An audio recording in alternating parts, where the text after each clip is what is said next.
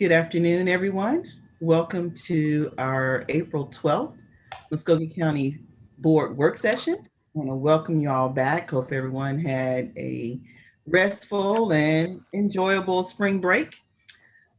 Today, we will start off with our public agenda, and we should have Miss Teresa Elamine.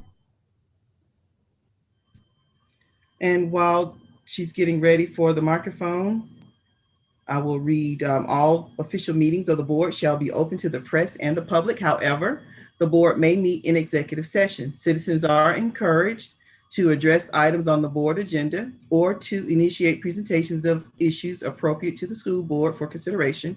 The board meeting is not the appropriate place to review individual employee performance or individual parent complaints that have not been addressed by the principal or superintendent and his staff. Citizens are encouraged to follow the normal channels to address such problems. And today we have Ms. Teresa Elamine.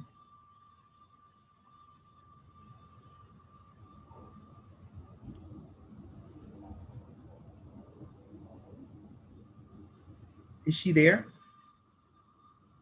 I saw it just a second ago. Ventrez, can you hear me? You're not live, or your video is not on, and you're on mute. I saw you just a second ago.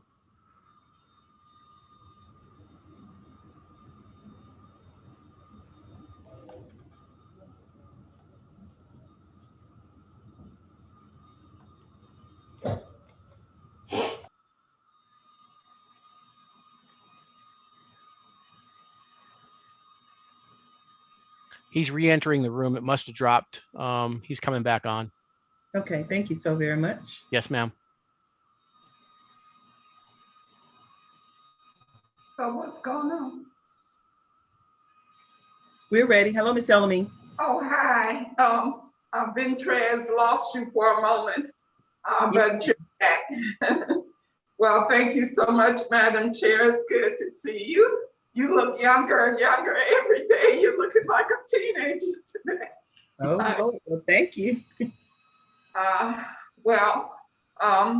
glad to be here. It's kind of eerie being in a room with no one else here, but I am so glad that I was able to come today. I've had a little rough time on the health issue, but I feel that it's imperative that we stand up now and speak on behalf of the children. Yesterday, number 24 of the murders, and these are young people out there in the streets who should have been your students, who should have graduated from high school. And the age group for the perpetrators, as well as the victims, are between 14 years old and 25 years old. That's what's being said by the Cure Violence Columbus folks who are trying to get the community ready so we can help the children. But the one thing I've learned over the 10 years that I've been here, my first time coming to the school district to talk about the push out, the out of school suspensions, was in May 2011. Ms. Fuller gave me the records and I could not believe it. It was like 300 pages of records of out of school suspension. There was a page for every grade in every school and the list of things that people could be suspended for ranged from alcohol to homicide. And when I looked at those sheets, I thought to myself, this reads like some kind of crime report. Well, we have got to stop criminalizing the children, and we've got to do more positive rather than negative reinforcement. And now that the school district has its own police department, it's just a bad message, in my view, for what's happening with the children, because it's like we've given up on them. And we shouldn't be in that predicament because the children in the ages of 14 and 18, they should be in high school. They should be getting ready to graduate. And we know with the low graduation rates in the areas of town where the homicides are taking place, these are your students that you have failed. That's a fact. And I say not you by yourself, but the whole community has failed them because they're living in poverty with not good access to affordable housing. Education equity is what we have to have in place for them because they need more help. And now in the middle of this pandemic, where children have basically lost a whole year, I look at the children in my neighborhood and I know they are not doing what needs to be done for children who should be in regular school. It's not your fault. It's not their fault that they are not in regular school, but we have to prepare for the fact that children have basically lost a year. And they were already behind in many cases. So the kind of remediation that we need to get ready for, everybody in the community has to do everything possible over the summer to start getting children ready as schools reopen going into next year. And I just want to say to the whole community, we have all got to stand up for the children and understand that parent participation is key. We have got to get parents participating. And I hope that you received the report that I asked Ms. Jones to send out today for all of the school board members to get the report so that you can see the work that the Southern Anti-Racism Network is doing in partnership with the Housing Authority, Goodwill, and the Columbus Public Library. And we're glad to have them for partners.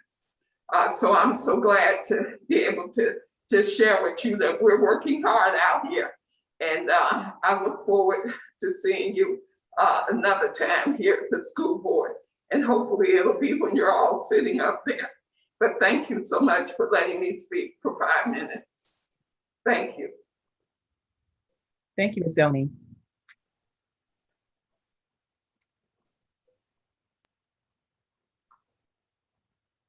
Our first committee up is our Education Committee, Ms. Buckner.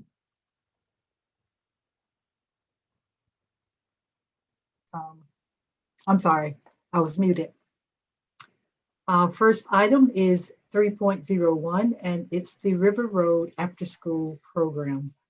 And would anybody, that's Ms. Bush, Terry Baker, Keith Seifert. Yes, Ms. Buckner, thank you. Keith Seifert, Chief Academic Officer. This is one of the after-school programs that I believe Mr. Bush is online, the principal of River Road. Very similar to the other academic after-school programs that are provided, and you can see the number. I think there are 8 other ones that the district is providing. But certainly I'll let Mr. Bush answer any specific questions or talk about the after-school program that they're presenting this evening.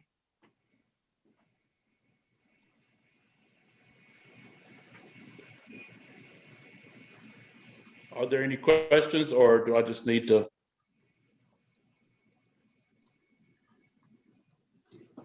Philip, I go ahead and talk just briefly about the program briefly. Okay, we were actually one of the first schools to start a after-school program years ago. Then we stopped it, and we've just had parents request for us to start it back. So I feel like we have got a good staff that wants to do it, and so we felt like next year was a good year to provide an after-school program for the parents and for the kids. Okay, are there any questions? As Mr. Seifert said, it's like the other 8 programs. Anyone like? Yes, ma'am. Okay. I just have a question about it. Is it going to be a regular after school program, or will there be some concessions made for the amount of time that kids have been out of school? Will we be doing anything differently to make sure we catch the kids up? It will be a regular after school program. However, the way that we're looking at designing it is to have a instructional component at the beginning to help the students with homework and any tutoring that needs to be done. But it would also, we're going to try to have different arts and crafts activities and give them time on the playground. But there will be an instructional component to it, but it is not instructional after school program per se. Per se. Okay, sounds good. Thank you. Okay, are there any more questions or comments? Hearing none, we'll go to 3.02. And this is our summer learning program. And for that, for the summer learning program, I guess we have a host of people. Yes, we do, Ms. Buckner. Thank you very much. But before we begin our presentation, I would like to address a couple of things that were mentioned by our speaker. Typically, we don't do that. But I do think it's imperative to mention that while we certainly acknowledge that there is work to be done, I would be remiss if I didn't acknowledge the work being done by our school communities in preparing our students. Their graduation rate is at 89.6, which is the highest we've had in school district history and far exceeds both state and national averages. So while there's still work to be done, I do think it's important to point out the efforts and the improvements that have been made going forward. With that said, as we look toward also as an update for looking toward the potential of opening up full, as we hope to do in the fall of this next school year, with of course still having some virtual options, which we're reviewing our survey information that we surveyed our parents with regarding virtual. Again, I want to reiterate that we are planning to try and open up as full as we can and make sure our school year opens up looking more like 2019 than it did in 2020 from that standpoint. But of course, that's all contingent upon conditions in our community. And there'll be some other mitigation strategies, I'm sure, working with our health panel, they'll recommend. But with all that said, Ms. Elmine was right that we have lost, like all districts throughout the state and throughout the nation, and quite frankly, throughout the world, students often have lost respective areas of learning, some more so than others at varying degrees. And we are going to present to you something we're very excited about. I am extremely excited about. I tasked our cabinet and our various divisions with reimagining what the summer program could be going forward and dispelling the old idea of what summer school was for remedial purposes, typically for grades 3, 5, and 8, the assessed areas, and then credit recovery for high school. And of course, the high school will continue to work on credit recovery because we are working toward that graduation rate. But we are trying to reimagine in a very different way what the summer learning program will look like, not only for this summer, but using this summer as a catalyst for future summers ahead, where we might have acceleration and so on. So we're very excited to present to you what we're envisioning for this coming summer, and really want to encourage parents and students to consider being part of the program for all students at all grades. So with that said, Mr. Pleasant, I think you may have the presentation. And we'll go on to the next slide.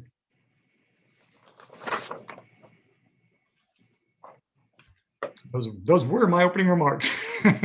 So again, we wanted to survey our parents, students, and teachers to find out what they thought about summer learning experience, what they think would be something would motivate and entice students to get excited about learning and re-engaging with learning in a very positive and fun way. We looked at those results, and we provided those results to our principals at our schools. And now we're going to share with you what we're envisioning for this summer. Again, very exciting and fun, and we hope enjoyment, incorporating our community partners to help us with enrichment activities. And so I'm going to turn it over now to Ms. Castillo, who's going to share with you some of the staffing and compensation we're looking at to ensure that our teachers are well compensated for their time in the classrooms this summer.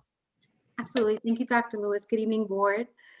So our thought process, especially after collecting a lot of the information from both the employee stakeholder groups, but also our leadership groups, in order for us to best support each of the locations that will be participating, we have opted to provide this type of blueprint for each of the locations regarding staffing needs. So each site will have a site director, and that we are partnering with the director of federal programs, which is Dr. Tim Smith. And he has offered a lot of these positions over to our aspiring leadership cohort. And we're also still extending any of the opportunities over to anybody else who's interested as well. Additionally, each of the locations is going to be afforded with a counselor on site as well. And a secretary will be hosted for only the elementary locations, because the middle school and high school locations already have a secretary on site that will be supporting them. Next slide, please. So the ratio that we considered was a 15:1 student ratio, student-teacher ratio. So we will also be considering to reevaluate this as we confirm the number of students interested, and also have our principals leading the efforts to see how many employees they're able to recruit for the summer program additionally. So as mentioned, the teachers will be selected from each of the participating schools, and that selection process would be with the focus on the enrichment program that they're going to have at each of the locations. We have a focus on, I believe it's art, science, and math, and each of the schools is going to determine what their enrichment focus is going to be. We are also going to be having paraprofessionals to serve for the IEP needs as needed. Not all locations will have paraprofessionals at the location. We're going to align it with our current process for IEP needs. 2 paraprofessionals per site to support those instructional needs for the K-5 sites. In addition, we're going to have 2 specials or connections teachers per site as well. So we recently decided to do 3 traveling clinical workers that are going to be going to all of the locations during this period also, to provide our students with any medical needs or support that they may need during the time frame. And there is a period for technology support, and that would entail providing any Chromebooks or any other technology items, and DIS will go in, deeper into that conversation, but that will only cover the June 1st to June 3rd, and also July 7th to July 9th. So one of the main items that we received feedback from was how the compensation will take place. So for the summer program for this year, we opted to do a time and a half for any participants that are off contract that will be serving the summer school program for this year. So I believe the next person up, is Keith. Bell here, Region Chief. Site selection rationale in front of you. Summer feeding, transportation, maintenance plans, DOE designations, anticipated numbers, pre-K status, and staffing needs. Next slide. Each high school will have their own students. So every high school will have their own location with their own kids. In middle grades, Eddy, Baker, Rothschild, East Columbus, and Fort will be your standalone sites. Associate schools are listed with the host school in bold type. Next slide. And elementary, we have 17 sites. Wesley Heights, Georgetown, Dorothy Height, MLK, and Fox are your standalone sites. Associate schools are listed with the host school in bold print. This concludes the location report. Thank you.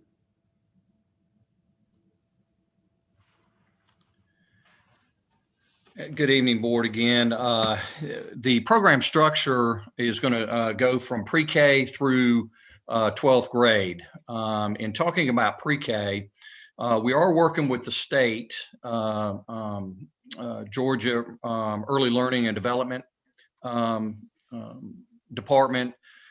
This is a grant-based program. We're looking to utilize or address our rising kindergarten students. We're looking at 16 potential classrooms. We have not received feedback yet from the state Once we receive feedback, then we will align those classrooms to the designated sites. The pre-K is a little bit different in that it offers 29 instructional days, and that's 7 weeks of instruction. And you can see the dates there, June 1st through the 19th, July 19th. It'll be 4 days per week, with the exception of June 1st through the 4th and July 6th through the 9th. There are 6.5 hours of instruction. So it's a regular school day for those particular students. This is scripted curriculum that will be aligned to the Georgia Early Learning and Development Standards. We have to follow what the grant protocols. As with all the programs, breakfast and lunch and transportation for all the students will be available. And as with all the programs, we are working with the individual school partners and the community partners for additional enrichment activities. Next slide. The K-8 program is a 6-week term. It'll be June 1st through the July 9th. Again, 4 days a week. This program will run 8 a.m. to 12 noon. It's 4 hours of instruction and enrichment activities. The teachers and the staff will be on a 5-hour day. Again, the exceptions are those weeks, the first week and the last week, because of Memorial Day and July 4th holiday recognition. We will use scripted curriculum specialized for summer programs, and Lori Watt's going to go over that in just a minute. We have identified or will be identifying teachers to address specials for our elementary schools, as well as connections. And that will be based on the individual school's interest levels. As we've surveyed them before, that's in the areas of science, physical activity or sports, as well as fine arts. Again, partners for the schools we're working with, and we'll have a slide to address those in just a minute. So Lori Watt will come up at this time to talk specifically about the curriculum piece. Good evening, Lori Watt, Executive Director of K-12 Curriculum Instruction and Professional Development. Start off with, we are highly recommending this to be an in-person summer experience this year. However, there will be a virtual option. In our ELA reading, we are using the Scholastic Summer Lit Camp. I believe I have presented this to you at another time during your board retreat. It is a scripted curriculum, and it's based on a summer camp experience with approximately 2 hours of instructional time. The mathematics is a Bell Excel, also a scripted curriculum, approximate instructional time 1 hour. Both of these programs were vetted by our ELA and math teachers in the K-8 programs. We had all levels and teachers from all schools. We had a 97% rate of approval on both of these programs together. What we really liked about it was the social and emotional learning is embedded throughout the lessons, which I'm going to show you that the 7 strengths in just a moment. Each site will determine their own schedules and how they can get the enrichment activities, the math, and the ELA into that 4-hour block of time. And also our professional development is being purchased, it's not purchased, it's offered with both of those programs, these Lit Camp and Bell Excel, and they will be using May 25th, which is a post-planning day, to train the teachers who are going to be involved in our summer experience. Both of those programs, by the way, are designed just for summer experiences, not for the regular school year, which was also a strength in our minds. The Lit Camp has social emotional learning that's integrated throughout the program. And it correlates well with our social emotional learning that we already have in our schools and the programs that we use. And those 7 strengths, as you can see there, that we will be emphasizing: belonging, curiosity, friendship, kindness, confidence, courage, and hope. Here are a couple of pictures from Cobb County, who ran a very successful lit camp over the last several years. In fact, are expanding it again this year. If you'll go to the next slide.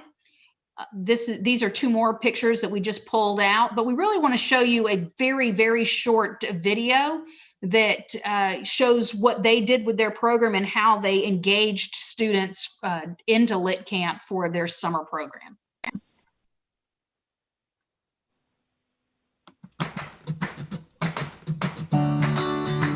With lit camp, not only have we been successful with not having summer slide, but kids are making gains. We have students that have gone up 309 points in Lexile, and about 92% of our students have shown increase. Stats don't lie. I think the 7 strengths have impacted the teachers, and just actually seeing through their students' eyes the lives of the kids. With Summer Lit Camp, we actually opened it up to rising 3rd through rising 8th grade. The kids were so excited to learn. They didn't feel any pressure, and they just felt a real sense of belonging with their bunkmates. We're glad to see you here. It's not like school. It's like going to camp where they get to play and they make friends and they don't even realize that they're actually learning. I brought in flashlights, so we turn off the lights and they take their flashlights and they find a little corner and they read. My daughter, first of all, she's very excited coming to lit camp, probably more excited than when she was going to school during the school year, and she's just more enthusiastic about reading now. I have grown as a reader because the teachers and the staff, they tell us and they introduce us the importance and the seriousness of it, and we also have a good time. This was our first year doing lit camp, and usually you don't see kids who come to a summer school program. They give up 4 weeks of their summer, excited to walk through those doors every day. As a matter of fact, tomorrow is our last day and they don't want to leave. That's our job, is to make kids, want to learn, and Summer Lit Camp touches all of those things.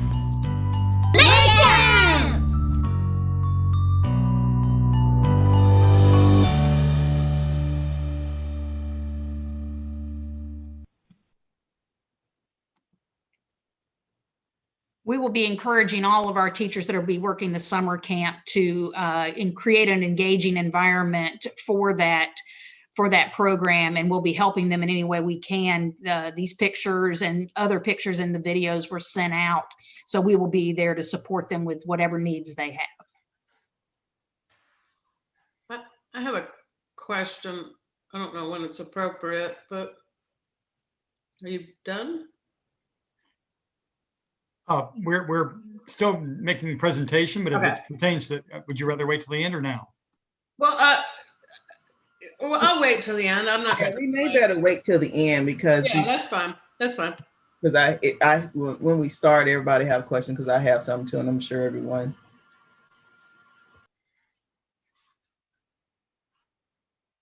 Okay, moving, thank you, Lori. Moving into the 9-12 structure. It's very similar to previous years. We know we have to develop credit recovery and work with students. This is not uncommon.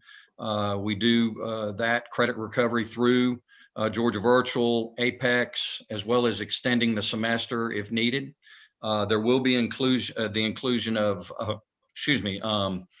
social emotional learning pieces, as well as potential ACT and SAT prep support during that time. As we move forward in this and we grow this, this will be a great opportunity to offer AP boot camps, additional acceleration courses. So we look forward to how we move through the 9-12 piece. Again, this is a 4 days a week. It starts a half hour later, 8:30 to 12:30, and again 5 hours for the teachers. And then June 1st through the 4th, as I mentioned before. This program also, if students complete the program prior to July 9th, then they are finished if they earn the credit based on Georgia Virtual timeline or through Apex if they complete the modules. And then we're looking at a July 22nd summer graduation date. Okay, next slide. Our community partners. At this time, these are the community partners that have signed on. We have a number of others we have letters out to. And we met with a number of folks last week with United Way and Jennifer St. John, who's helping support this. So we are currently, we've sent out a survey to those community partners to gather insight on what they have to offer, how much time it takes, what activities they would need to coordinate with. So we can create a list of activities that schools can select.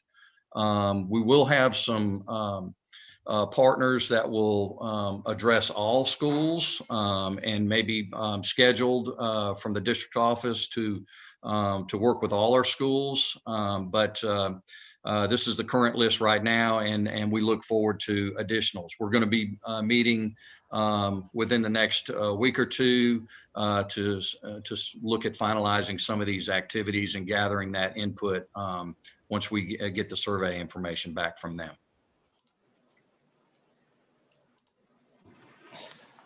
Hello, everyone. This is Ron Pleasant, Chief Information Officer for the school district. As you might imagine, there's a few logistics challenges to work out here. And one of those that we had to solve was that we need our students to have Chromebooks. So as we move to the centers-based summer program, here's how we plan on meeting that need. The students will keep their devices from their home campuses, and they'll take those devices with them to their summer program and use them during the program. When the program's completed, DIS will help those host schools collect those devices, and DIS will make sure those devices get back to their home school locations and set up for the beginning of next school year.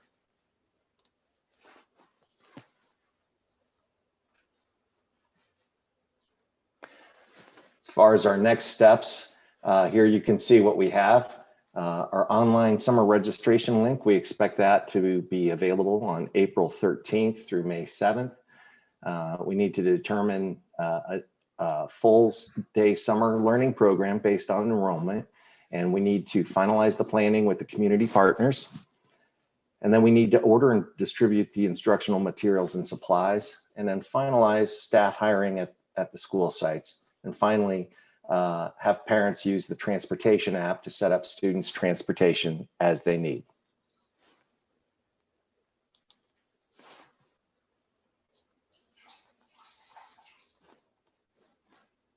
Any questions? And I'll just summarize by saying, as I've said before, and as Jamie Vollmer told us when I first arrived, is schools cannot do this work alone, and never more so has that been true than right now. This, in essence, is going to be a call to action to our community. We are providing Fridays off, so we know the kids are going to be, and families might want to get away for a little bit of time if they're able to, if conditions allow. So this gives people long weekends, it allows them to do that. We've tried to remove all the barriers as much as possibly can between our community partners, providing opportunities for afternoon with the meals at all levels for breakfast and lunch, as well as transportation. So we're trying to remove all the known barriers that we can. We're taking a camp approach and making it more fun and engaging. And as I said, this is our call to action for our community. I'm very proud of the work that has been put into planning and developing this approach. And now the biggest thing is to make sure our parents and students attend. We can have the best curriculum, we can have the best teachers, but the students have to participate in the program to get the benefits. And I really do believe that in light of the learning loss that has occurred over the last year, again, not just in our district, but across the state, nation, and globally, the next 6 weeks that we're going to have during that summer program can have a big impact on how we move forward from that point forward. So again, it's critically important, and I just want to commend the staff and all of our teachers who gave us feedback and input, and we'll continue to take that feedback and input into the summer. And again, something to look forward to in the future years as far as reimagining our summer program. So with that said, we'll open it up for questions.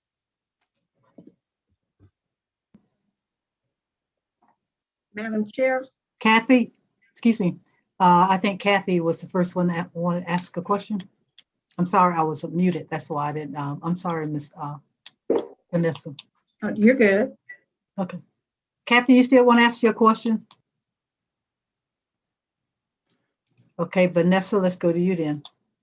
Okay, the Rosin kindergarten, what are the qualifications to enroll as a Rosin kindergartner? And is that for kids going to kindergarten, or is that for pre-K that was enrolled in pre-K going to kindergarten? Yeah, yes, ma'am. I'll answer that question. Yeah, that is our current pre-K students that are gonna be rising kindergartners the next year. So we're gonna focus on our current pre-K students. Okay. And I have one more question, Ms. Butner. Okay, you said a letter went out for the community partners. Can I get a copy of that? Yes, we'll get you a copy of that. Yes, ma'am. Okay, all right, thank you. Okay, anybody else? Yes, I have a couple of questions, Ms. Buckner. I think Ms. Jackson asked my first question, but you mentioned that the parents would be able to sign up online. I wanted to know, would that be on the Muskogee County site, or will this be on the individual school sites? How do the parents sign their child up? That's my first question. Yes, currently we have a Microsoft Forms survey link that will allow students to or parents to sign their students up. That link will be available beginning tomorrow. We'll send a news release out with that link. That will be on the individual school sites as well as the district site. Okay, and so if my child's school was not listed, that still means I can sign up and attend. How are we trying to put the kids with the school closest to them, or is it first come, first serve? How will we determine which school the elementary kids will be assigned to? The elementary students, based on that, the planned site locations. If you look, there was a school that was in bold. That's the host site, and then there were partner schools. Okay. Those students would go to that host school. Okay, gotcha. Okay, very good. On the high school level, you mentioned something about Apex and Georgia Virtual.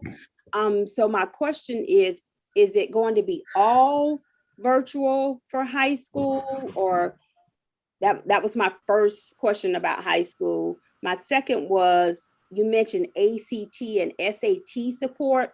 Will that be offered at all of the high schools?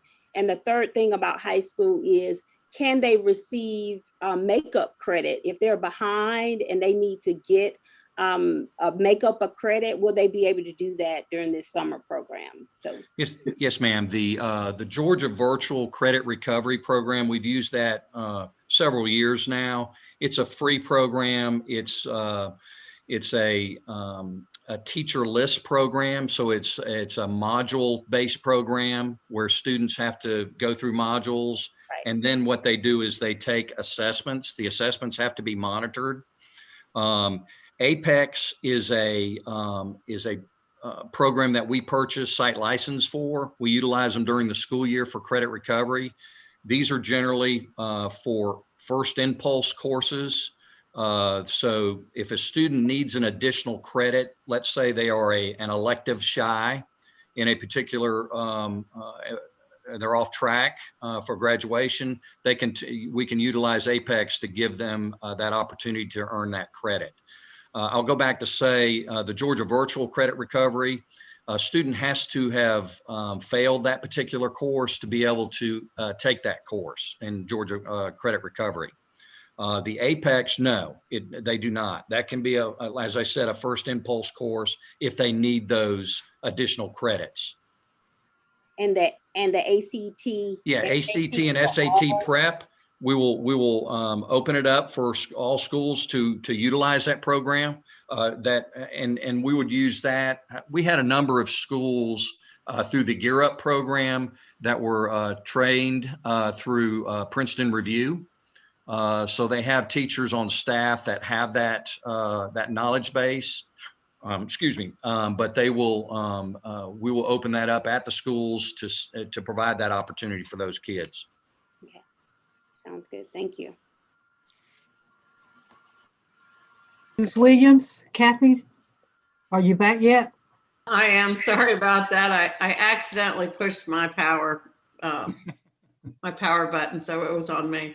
So Okay. I was just curious. I know a lot of parents take care of their children and grandchildren in the summer that may not go to our system, go to our Muskogee County system. And I was wondering if once the student capacity accommodates first come, first serve, will we open up any seats to out of district students? I know parents and grandparents are always looking for summer camps that have an educational component.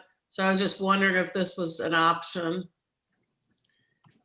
We have not explored that, and we have to look at the some of the liability that might be associated with that, but it's something we could consider, obviously. But obviously, our first priority has to be for our students right now, and then we'll address that going forward. Thank you. I have a question. Okay, Mrs. Green. Will there be any flexibility? Because I noticed that we have these host sites. We are hoping for this tremendous amount of interest and participation. Will you have any flexibility if a school that is combined with a host site has a tremendous amount of increase and they need to deliver this from their school? Are you going to have the flexibility to allow them to do that? Are we planning for overrun, if you will, for greater than anticipated participation? So there's a pupil teacher ratio of 1 to 15. So Ms. Green is asking what happens when there are schools that get the ratio is far over that particular pupil teacher ratio. Or if the whole school, all of their students decide to come to summer school. That's the same then thing. You have room for that other school. Mm-hmm. Yeah, it's the same, but I'm saying we have a lot of neighborhood schools for elementary, right? And so I'm just thinking that the neighborhood school that is assigned to some other school may have greater participation than what we're expecting. Are we planning? That's why the registration is so important. Yeah, registration is going to be key. As we said, the registration process will be the 13th, April 13th, tomorrow, through May 7th. We'll gauge that information. But Ms. Green, I would say if and it would be a great thing if we had every student attend. I would certainly applaud that. And if we had to make adjustments to that, we would have to make adjustments to that. Because we certainly have capacity in a school, and that's what we have. So right now it'll all be based on what we have through the registration process. And so my next question is the child care partners that we have. It's important to note that the camp ends midday. And so that's where the child care partners will come in. Correct. And we would do that like we do now. We provide the transportation in a lot of cases rather to the community partners, Boys and Girls Club, YMCA, whatever. When there's a cluster of students going to that same location. And so I think it's important to highlight that it's not an all-day camp, but we have the community partners that could assist with parents who would, we don't want to have any barriers, I guess. And I think it's just important to highlight that important piece of our community partners. Yeah, as I said, we don't want to have any barriers. That's why we're providing the meals, the transportation. It can be a half-day program for those families if that works for them. But if it needs to be an all-day program for childcare in the afternoon, that's why we're working that. And we're so appreciative of our community partners helping us with that aspect of it for those families who that would be a benefit. Very good. Are there any more questions? I have one more, Ms. Buckner, about the application. Is there anything in particular that the parents will need in order to register their child? Do they have to show any proof of none of that, Mr. Seifert? No, these are going to be for our students. So the Microsoft Forms has basic information such as their name, parent information, grade level, GTID. school, host school, GTID number. So we'll identify those kids in our system. I just want to say I'm excited about the program. It looks like it's very engaging. It's not paper pencil all day long. I absolutely love the engagement. I think the kids are going to have a wonderful time. And I hope that we are full to the brim. Mm-hmm. Thank you. Okay, I'd like to ask a question. Lord, Mrs. McCray, which were you going to ask? I just wanted to commend everybody on all their efforts that have gone into this because it is very impressive. I love the idea that it is being thought of more as a summer program, something that a lot of kids would be looking to do. And it's great that we can offer so much to help with what they've, missed that everyone has missed out on last year. So thank y'all all very much. And the funding. Yes, and the funding. Very grateful for that. Right. Yeah. All this is being funded through some of our CARES Act and the federal stimulus funding we've all read and heard about. So this particular program, we're estimating somewhere around $8 million just for one summer. And so we're hoping that that'll be something that'll be money well spent if we get students engaged and it's a successful camp approach. With the curriculum and the teachers, paying the teachers a very nice wage to try and encourage them to be part of the program as well. Okay, I also like the idea of calling the summer program a summer camp. Just the way that you present something is it makes it more palatable to people, or it makes it more interesting. It makes it for kids to say, "I'm going on summer camp," So they may be more likely to want to go. And of course, with all the activities, I'm sure it's going to be very engaging. But I want to ask a question about the technical piece, the academic part. I'm referring now to the English language curriculum, the Scholastic Summer Lit Camp, but over the academic part, it's a scripted lesson. Okay, can somebody tell me how that's presented? Could you tell me about that scripted lesson? How, what's it like? What's the presentation of it? Ms. Watson.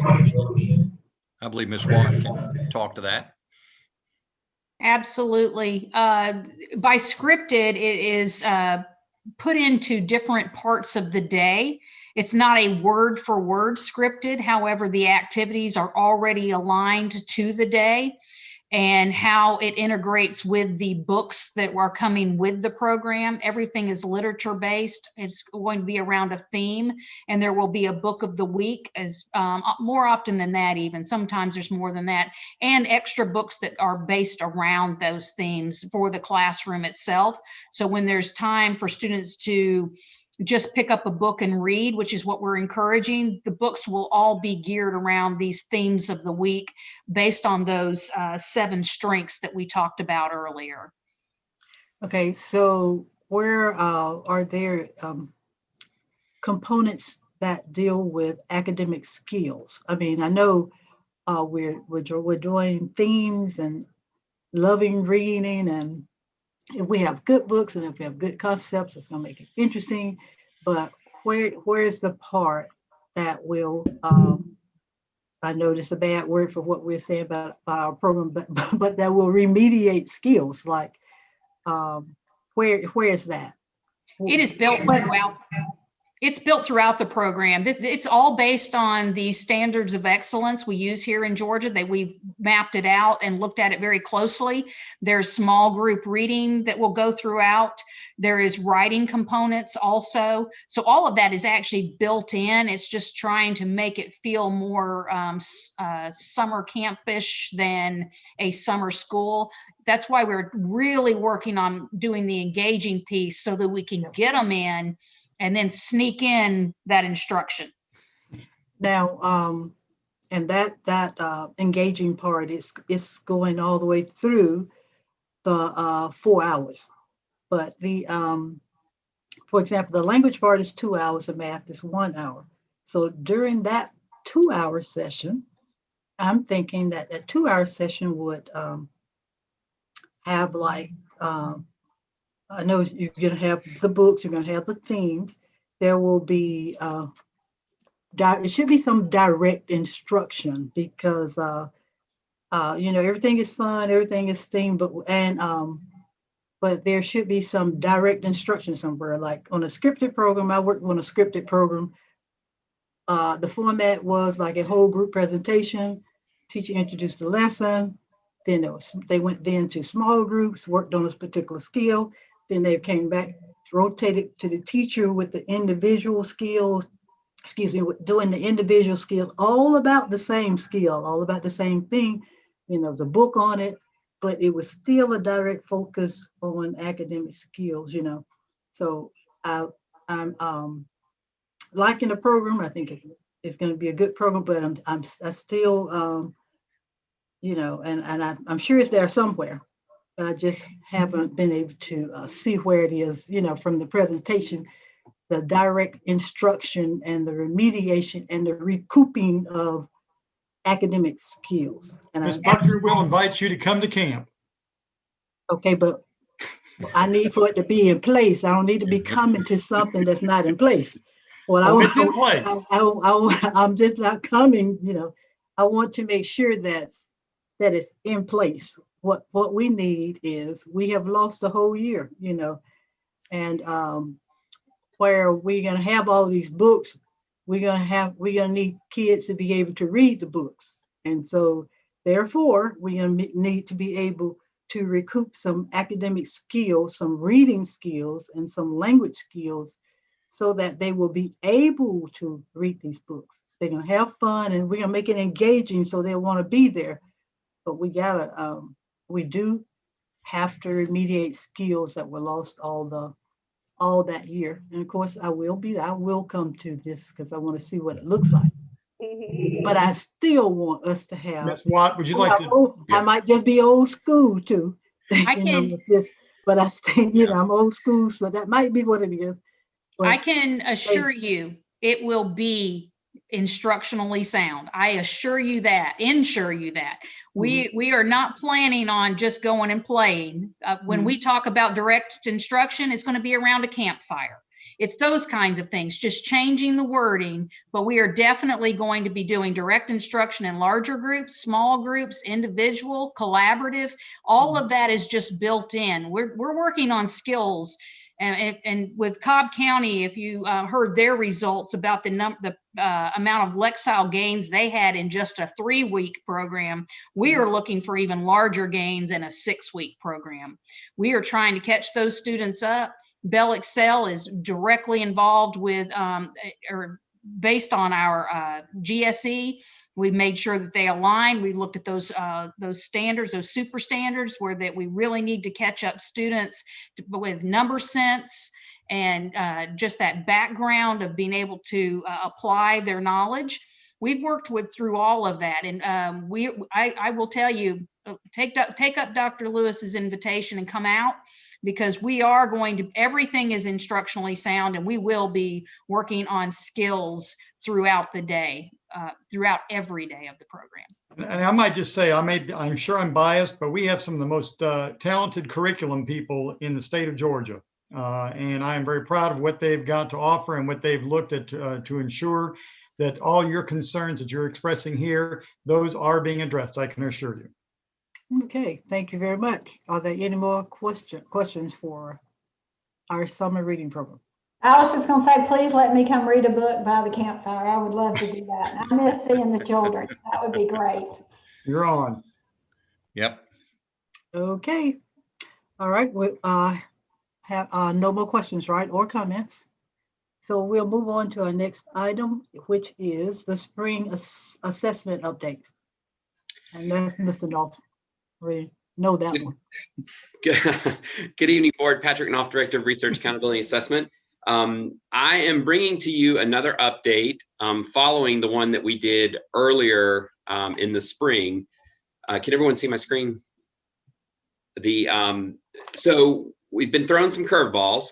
I know that's no surprise to anybody given the year as it's been, but with new guidance that we've gotten from the feds and from the state, as well as the state superintendent specifically, we've been notified that under the new guidance, we are not to have students that are virtual come in specifically for the purposes of testing. Because of that, and looking at the numbers that we've gotten from the schools in terms of them reaching out to families to make determinations for which students intended to return in person to test, we realized that the best decision to reduce the impact on those students that are already in person, childcare needs for families and things like that, that we needed to make some adjustments to our plan, which originally had us with a week of testing for traditional students, followed by a week of testing for virtual students, with each group going asynchronous as the other group tested. And by asynchronous, I mean at home. Now what we've moved towards is consolidating testing into 1 week, which would allow both in-person students to remain in person. So those students that have been attending in person would continue in person with testing happening for them. And then with the virtual students who have indicated they're going to participate in testing, coming in to test in common areas, in empty classrooms, things like that during that same time. We would still continue to have the unified schedule, meaning all of the subjects would be introduced across from 3rd grade all the way through high school. So everyone would have everything introduced on the same days, going Monday through Friday, the bulk of the testing being completed in that Monday through Friday block, with some additional makeup days on Monday and Tuesday of the 10th and the 11th, if we needed that.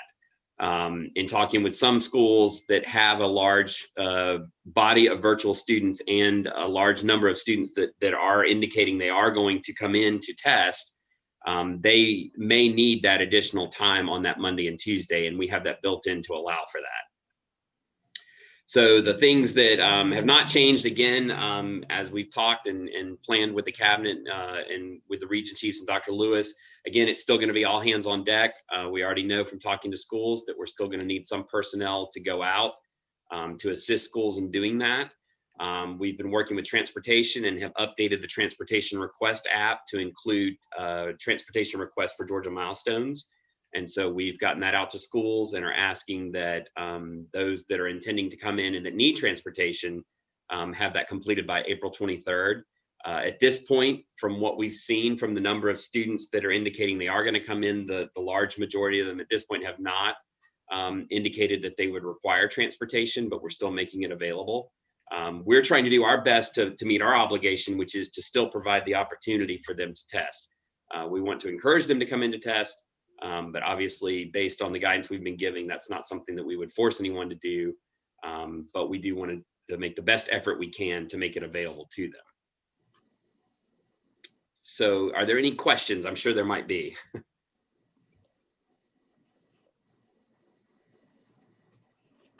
I have a question. Yes, ma'am. Virtual students are not required to take these tests. That's a tricky question, as asked. So the state law is still in place that would require students, where Georgia nor any other state really is an opt-out state. Any of us that are participating in federal accountability programs, which all of us are, still require state assessments. The guidance we've been given from the state superintendent is that their intent was not to have students that were virtual forced or coerced to come in and test. Now, with that said, we are still, again, encouraging families, we're still going to do our mitigation strategies, and we still have the common areas to test. So our aim is to encourage them to see the value in the information, especially considering we didn't get to test last year. So having that straight line to compare ourselves against, we would like to get as many students into test as we can. And we're doing our best effort to do that as safely as possible. But the short answer is it's kind of a tricky question. I mean, in a sense, the laws are still there, but the guidance we've been given from the state superintendent is to not require those students to come in. Our schools have been open.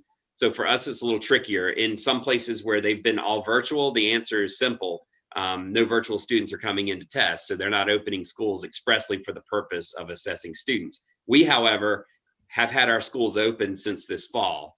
And any student that chooses to has been able to come in, and make a choice. We're operating under a choice model. So, our intent is to still provide that opportunity to them, because our schools never shut down for students, except for when we first started. So for those students who have been virtual all year, they are not required to come in and take tests. Yes, ma'am. They are highly encouraged, though. Yes, ma'am. And again, and in my opinion, like yours, they should come in. I would like to see what my child is doing. That's just me now. Well, I've shared this with Dr. Lewis many times. I have a 3rd, 5th, and 8th grader. So I'd like for my 8th grader to validate his high school credits, and I'd like to see where my 3rd and my 5th grader are. So I agree. And as a parent personally, that's the choice that we're making. Right. Okay. Mr. Knopf, Yes, how are we communicating to the parents about the testing and the importance of the testing? So yes, ma'am, that we are working with the schools through that. We've given them a survey to determine which parents are coming in. And again, we have been communicating with them and encouraging them, in terms of reaching out to those families and just confirming, as they're saying they're not coming in. Again, we're not doing anything to force or coerce. There's no consequence if we're not using it for promotion retention. Our board policy allows for us to determine the data points we'd use for that. We have a state waiver for it. And again, the guidance from the state superintendent was that it wouldn't be used for promotion retention. The EOC final grade weight has been changed from 20% to 1/100%.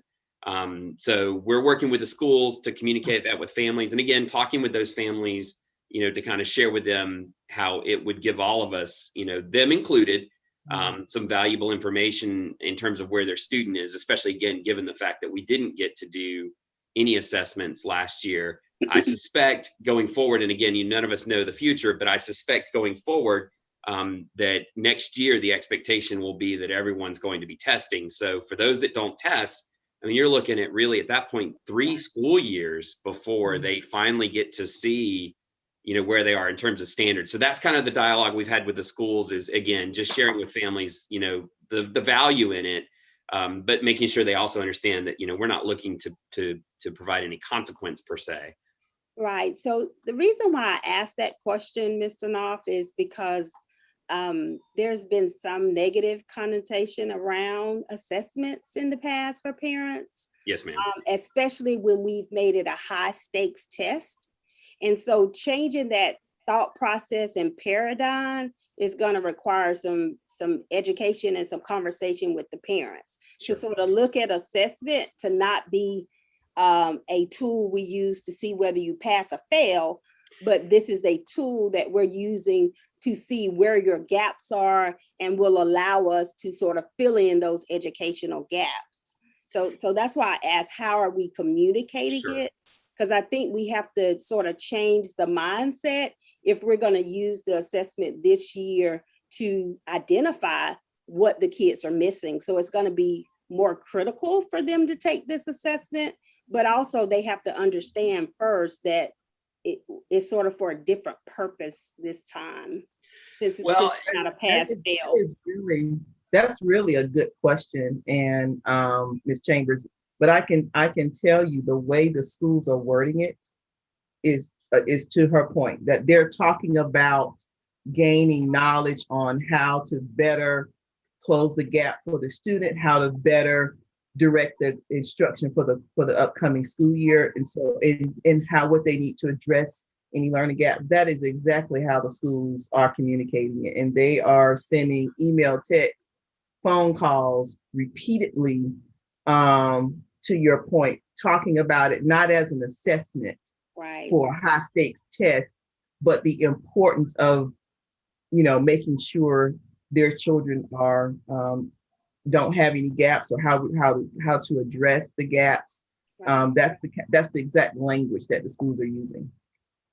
And to Ms. Green's point, that's the unfortunate part of this. Internally, that's how we've used the information. But the state, because of the federal requirements, it's turned into also an accountability measure. But again, we're really encouraging families and schools to look for those individual student reports that come out, so that each family can assess where their kid is based on that individual student report that really speaks to where their gaps are, and even has some recommendations on some things that could be done. So. And the language is almost to where I can see people ignoring it. It is so mild that it doesn't seem like it's serious. It's like it's even something that we should do, which you may want to think about that as we continue to encourage parents, to a point, to take this very serious, to want to know where your student is and how we can close that gap. But they did not. The way GMAS is normally communicated, this is not it, the way they're communicating it. Right. And the state standards are the state standards, and the expectations are going to be there starting next year, more than likely. So it's really important that parents know where their children stand right now and what that gap is, and how we can use that information and triangulate that with any other data points we have to better serve the student and inform instruction going forward. Yeah. I just want to make sure we're making that message clear to the parents that this will be useful information to help, make sure that we're filling in those gaps. If we don't know where the gaps are, then we can't go back and fill them in. So this assessment is going to be critical and key. So thank you, Mr. Knopf, for explaining that. I appreciate it.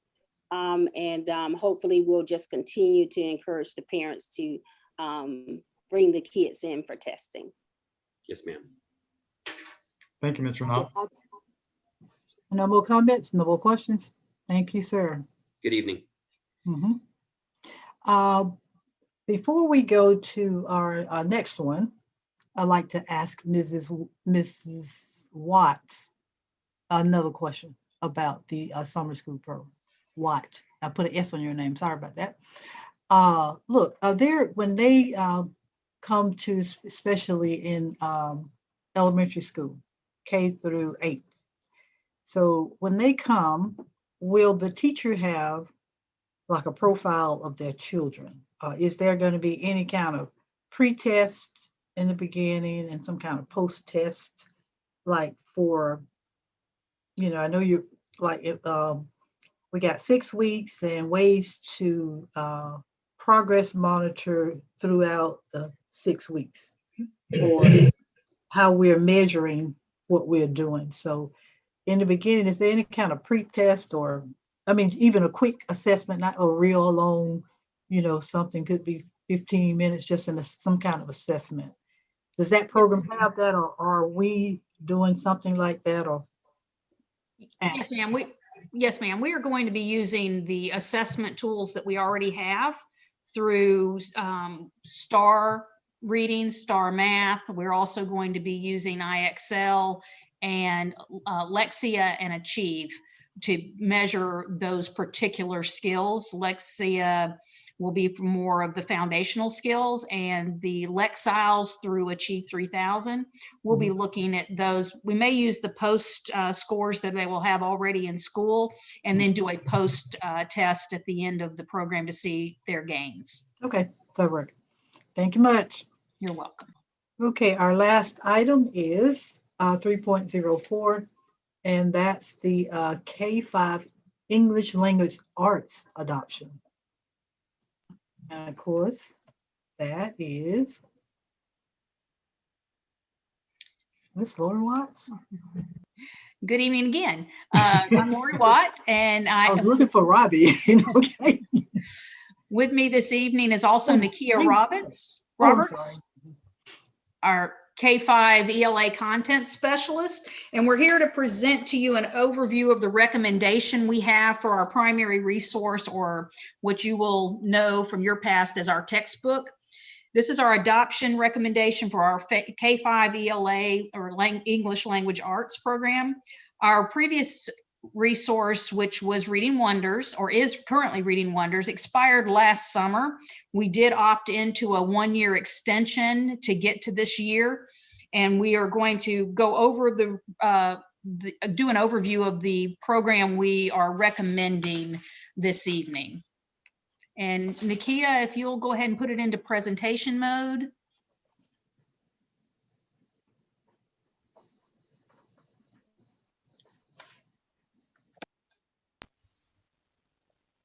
There we go. Thank you. Go ahead and start to the next slide. So this was our plan. As you've seen before, we did the initial research and development of a review instrument that would help us guide us through the materials that we were looking at. And we reviewed instructional resources from a number of publishers. We actually put out the call for quite a few publishers, got all those materials in, and then put together an adoption committee, which consisted of teachers from all elementary schools, region chiefs appointed or gave us a recommendation for an elementary principal from each of the regions. And then the committee also had representation from DIS, DTL, ESOL, and PES. So we made sure that we had a well-rounded group that could go in and look at these materials and see if they matched our needs. Lori, could I stop you just with those initials, just for some of the audience may not know what those are? Would you mind just? It's sorry about that. Division of Information Services. So we had technology people there, the Department of Teaching and Learning, which is our department. We had a number of us involved in that. ESOL, English Language, our secondary, our English Language Learners program, and PES from the Special Education Department. We made sure that we had representation from all of those departments so they could look at it from their view and make sure that the product that we decided on was going to be meeting our needs. Once we got the samples in, Nakia organized those materials and had them out for this committee to come in and review over a number of days. We normally have everybody in on one day and look at them, but due to social distancing, we had different grade levels in different rooms each over a number of days, looking at these materials and reviewing them. So after the review, what we did is they decided on the ones that they wanted to have a presentation from the vendor. And we went through the MCSD policy and guidelines for textbook adoption. We reviewed the rubric with all of our committee members, and we used policy guidelines and the rubric itself to evaluate each of those materials that were in our that were sent to us. Once those top publishers were identified based on rubric scores, those publishers were invited to present their product to the to the respective committee for that final evaluation. And then the committee members scored based on the questions they had and the presentations as far as the materials and how they would meet the Georgia Standards of Excellence and our needs for our special education department, for our technology requirements. Everything was considered. So those committee recommendations were finalized and submitted to the Department of Teaching and Learning.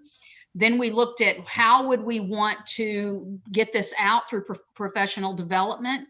And so we put a professional learning plan together, and then met back with the materials adoption committee to review the recommendation for elementary. And then that recommendation was sent to the superintendent and now to you all. So the criteria we looked at for the product that this is our primary resource. The principles that were fundamental to us were equity, curriculum alignment, of course, to the GSE, support for effective teaching, that would be in the professional development plan, opportunities throughout the program for authentic learning, assessments, formative and summative, and purposeful use of technology, not technology just for the sake of technology. We wanted to make sure it was going to be purposeful throughout the resource. And then we looked at the resource organization and presentation. Of course, we use the gradual release method or model here in Muskogee County. We looked to make sure that it was meeting those needs. And then that there were opportunities to develop critical literacy thinking processes in the program. So with that, we came up with our final recommendation. This is from the teachers. They were the ones that voted. Their votes were the ones that counted, and their scores are the ones that counted. And the recommendation is for HMH's Into Reading program, which is a K-5 English language arts program. And with that, I'm going to ask that our elementary English language arts content specialist, Ms. Nakia Roberts, please go over the product and do a fairly short overview of what this recommendation entails throughout the program. Thank you, Ms. Roberts. Thank you, Lori, and good evening, board and all. So just a brief overview of Into Reading. First, it met the all green standard alignments for standards being aligned to Georgia Standards of Excellence within the resource, appropriate grade level text, and appropriate usability for teachers to maneuver and teach the content. Some of the main features is it offers a balanced literacy framework. So it has reading, writing, and vocabulary components. It covers all of our Georgia Standards of Excellence for kindergarten through 5th grade, scientifically based, and it has cross-curricular connections with science and social studies topics for all grade levels. There's also text sets that builds on background knowledge and gives scaffolds for key vocabulary. Some other features that were key in our decision making was that it's a complete digital curriculum.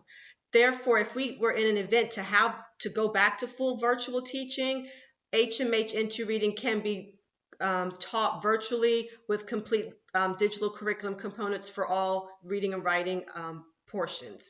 It also has completely interactive components for student engagement, video, audio, activities, and assessment.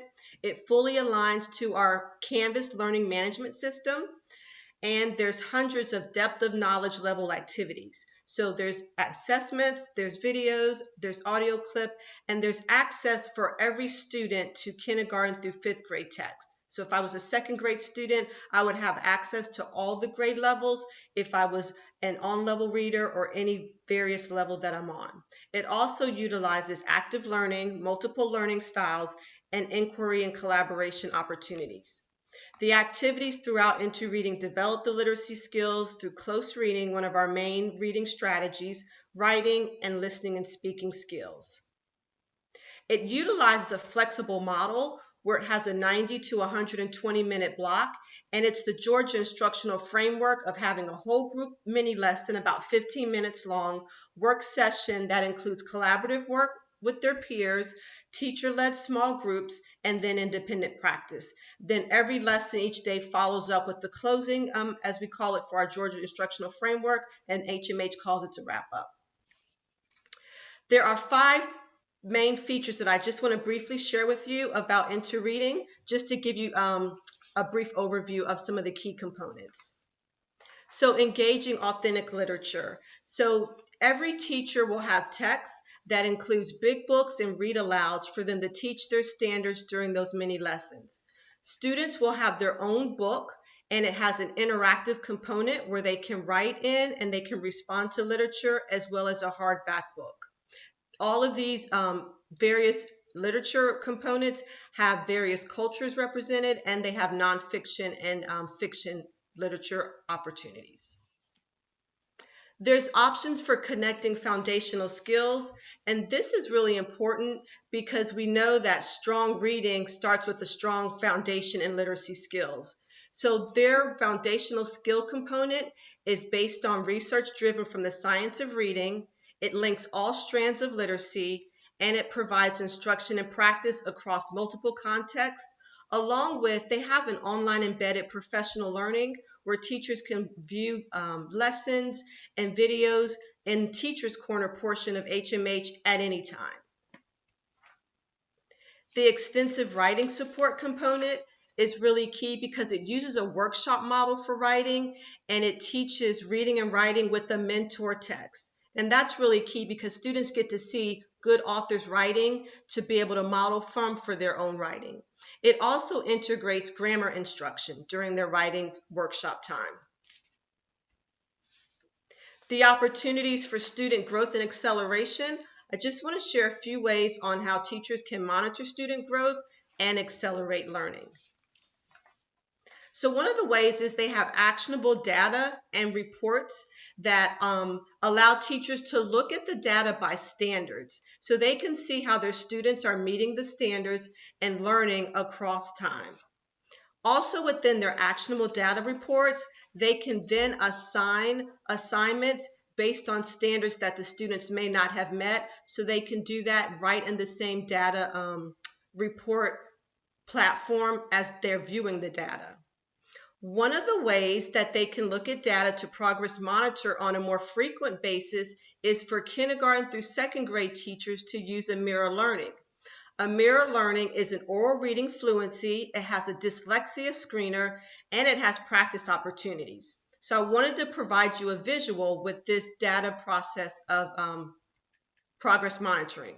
So how a mirror works is the student will read a passage, and within 7 to 9 minutes, a mirror will listen, it's an artificial intelligence part of the program, and record their results. It records it like as if it was reading a running record, and then it delivers 6 different reports: fluency, comprehension, vocabulary, and it can adjust the passage based on how well the students read. So this is a great opportunity for teachers to progress monitor. It doesn't take the teacher out of the equation. It just provides multiple opportunities for the students to read. And we know that when they have more opportunities to read and support teachers in viewing data, they become a better reader. So that's for kindergarten through second. And third through fifth, the digital component for progress monitoring is Waggle. And Waggle is a way for students to have adaptive learning at their fingertips. It first starts off by students work on a learning goal. So it pinpoints the precise skills without a diagnostic formal test. It's more like an adaptive learning game they first take. After this, it personalizes the instruction, and then it helps close gaps or even accelerates learning. So Waggle is connected into the same instructional model as their core curriculum. So that's for third through fifth. So I want to provide the last feature of Into Reading based on built-in differentiation, which is really key and pertinent to personalized learning for all learners. So one of the things that HMH has that I really, teachers really like to kind of dig into was the leveled readers. So they have access to leveled readers beginning in levels A all the way through Z for all learners. There's English language learner lessons. There's tabletop strategy lessons, and then there are tier 2 lessons to support any student support service meetings or additional progress monitoring to support students in that area. So in kind of summing up the key features, I just want to highlight some of the teacher comments that they gave when they were finalizing their rubric comments for Into Reading. These were the narrative comments, and as you can see in parentheses, I just put the grade level, but some of the highlighted features, they love that the student consumables allow the students to be interactive and write right next to the story. They can annotate, they can make question marks. They really like that. They also liked how the data integrates with STAR data, our pre and post assessment data that we use already as a district. They love that that connection is can exist. Coaching cards for guided reading. They like those scripted tools. They like the use of authentic, diverse text for various cultures being represented, the multiple opportunities for writing, and the depth of knowledge level questions, along with phonics articulation videos to make sure they're doing those foundational skills in modeling correctly. Also, the data center was key, and then the alignment with social studies and science connections used in all of the modules. They like that piece in integrating those two courses. And so what will teachers get for our district package? So what we are suggesting, as you can see, both of these have the same resources. They're all inclusive for all teachers. These are the materials that they would receive, plus of course differentiated resources. But I just wanted to highlight that general ed teachers will receive their grade specific curriculum resources, and special education and English as a second language teachers will receive all grade level resources. We know that these teachers teach multiple grade levels, so they'll have access to all grade level resources to meet their students' academic needs and social. And what will the student receive in their package as our district package for InterReading? They'll receive their Write-In Student Edition, which is interactive for reading and writing, a hard copy student edition of all of the literature that the teacher would use, reading and note-taking study guides, and of course their online interactive access for the whole 6-year adoption. They'll also have that digital access to all level readers to be assigned or to use as they show interest. And lastly, I just wanted to share our professional learning development model. It's a flexible multi-year professional development plan, and it's modeled after the successful implementation of our secondary English language arts, social studies, and mathematics rollout. And so what those adoptions used is they had initial teacher and instructional coach, as well as our administrators training. And then throughout the 6-year adoption, they have learning and coaching walks to support them on a continuous basis. Along with InterReading has training that enhances instructional practices online, known as the Teacher's Corner. So I wanted to just take the opportunity to provide a brief overview of InterReading and the components that it encompasses. Are there any questions? I'd like to make a comment before we go into questions. I really like this adoption. It seems to have covered everything. Yes, ma'am. I really like this adoption. I was looking first. I was saying, well, they haven't talked about diversity, but then as you went on, you included that it was multicultural. It was it's just a total package for interest and for learning skills. It's just a good adoption. I really like it. Now, are there any questions or other comments? I have a couple. I do have a question. Go ahead. Lori? Lori? Pat, I believe. Pat, were you first? Were you first, Pat? I think several of us talking, but I do have a question since I'm talking now. You said this is going to replace Reading Wonders? Yes. Mm-hmm. When will it be available if we approve this? We will start receiving those materials as quickly as we get them ordered. We will have them probably delivered. We usually like to wait till at least after June 1 because of the warehouse capability of receiving them. But well, wait a minute, I'm going to back up on that one. We're going to have these materials shipped directly to the schools, but it will be after school is out. Okay, so we're going to roll it out at the beginning of the school year. Yes, ma'am. Thank you. Lori? You didn't have, okay. Kia. Oh, Kia. Sorry. Thank you, Ms. Buckner. Just a couple of questions. First of all, I want to ditto what Ms. Buckner just said. This is a very comprehensive program. It's much like the program we had probably in the late 90s, early 2000. That's whole group, small group, things of that nature. So I absolutely love the program. You mentioned level readers and the fact that they would be digital. Will we have physical books, physical level readers for the kids? And will they have a physical textbook, or is all of this virtual? Yes, ma'am. All students will have a physical hardback textbook, and they'll have an interactive textbook. And then all teachers will have a classroom level library for their guided reading time. The access to the online level readers is just the span of the kindergarten through fifth, the levels A through Z. Okay, perfect. Sounds good. And for the, does it come with microphones and headphones in order for the kids to actually do the oral part, the oral reading? I don't have, they did not require, they did not provide the microphone, the headphones. I was kind of thinking as students use like Lexia and things like that in their stations with their desktops, they would utilize the headphones maybe in their computer lab. I just want to make sure that they're compatible with the software. I know we've ordered these packages before and then discovered that in order for the teachers to use everything that comes with it, there were some additional purchases that had to be made. And sometimes the microphone has to be compatible with the software. So just wanted to check on that and see if it was available.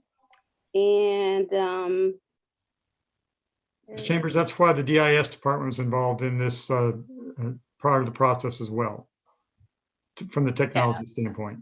Yeah, if you could just let me know if that is going to be an additional cost or if it is compatible and we won't have to worry about it, I'd appreciate it.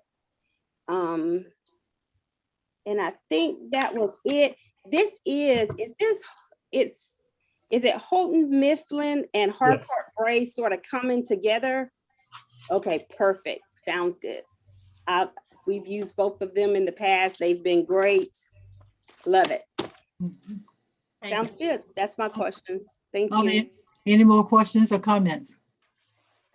I want to make one more comment, and that is, I am certainly glad that somebody realized that the special education teacher needed a copy of all the grade levels. So I know that they would appreciate it. They get tired of the teachers saying that they can't use their book at this point, so they always had to wait and try to beg for a book. So I'm glad that y'all have ordered them grade level books for all grade levels.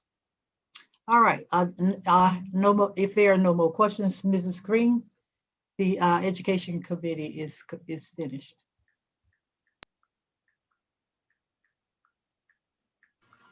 Thank you so much, Ms. Buckner. That was a lot of information that we just received the presentations on.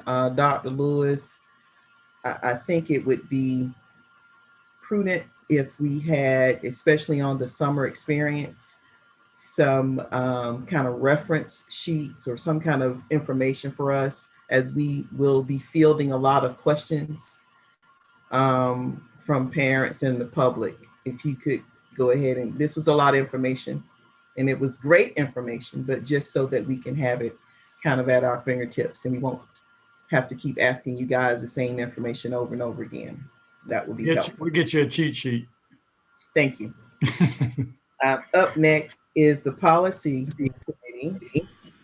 Item 4.01. The recommendation is to approve a change in date for the regular June board meeting to Monday, June 7th at 5 p.m., which is already scheduled for our work session. And this, the board will take official action on the tentative FY22 general fund budget as presented. Instead of having 3 meetings, we want to have 2. Any questions on that? All right, item 4.02 is the GSBA 2020 summer delegates. Historically, we've had Ms. Buckner, who wants to continue to serve as our delegate, and Ms. Kia Chambers has also agreed to continue serving as our alternate. Are there any questions? And we have to approve it, so that's why it's on the agenda. We'll vote on that Monday. Also, 4.03, the GSBA exemplary board application for 2021. We also have to approve that and this is a board effort. Along with that, we will be getting prepared to conduct our board self-assessment, establish the exemplary committee, and review our annual codes of conduct and ethics and our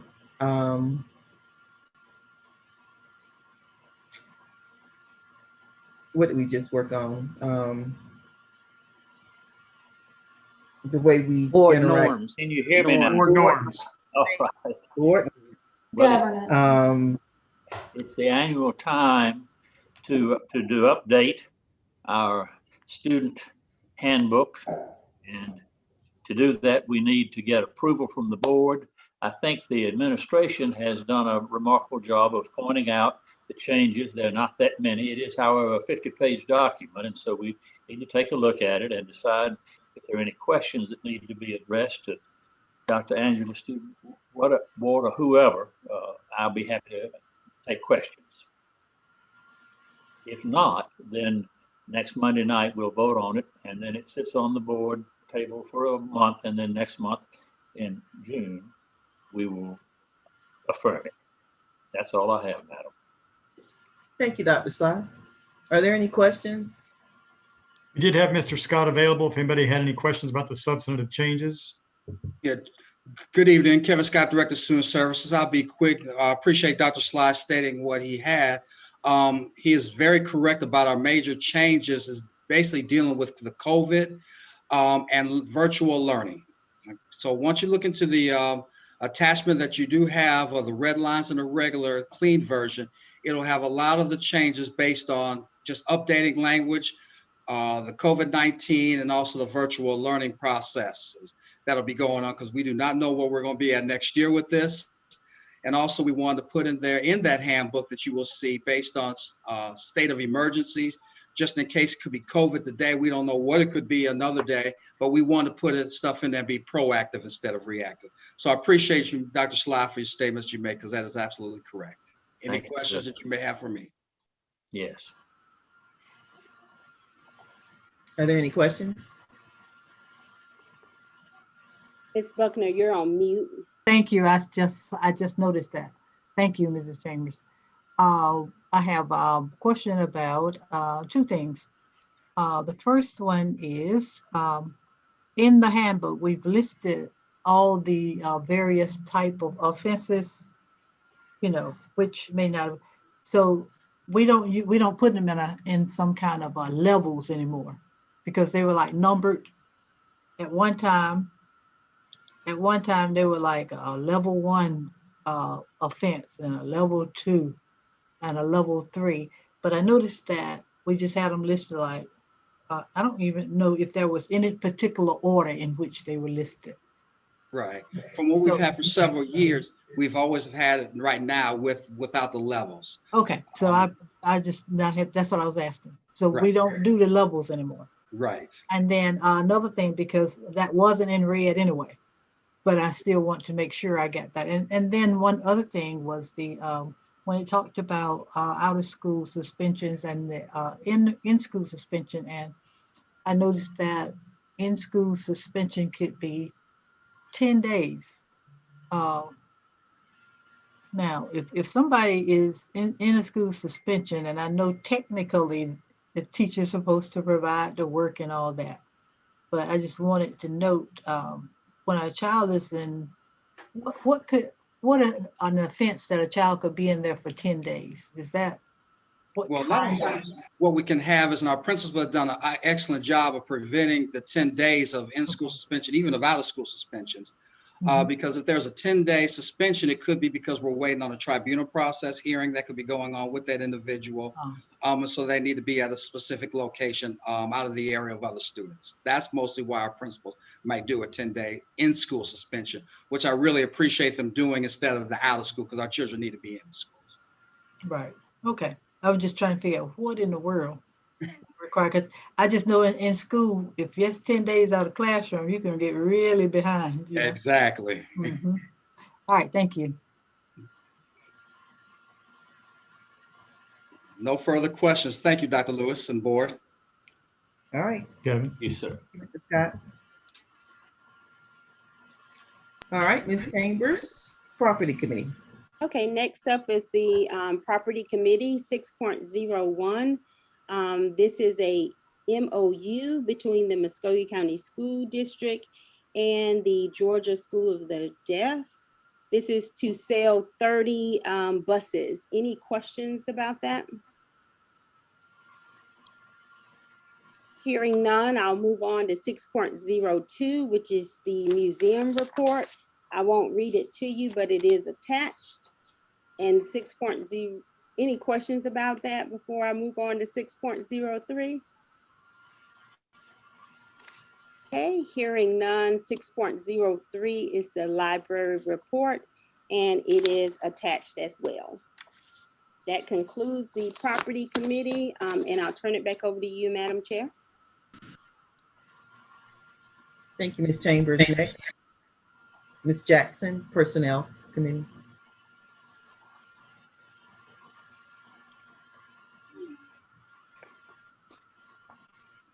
And just unmute your microphone.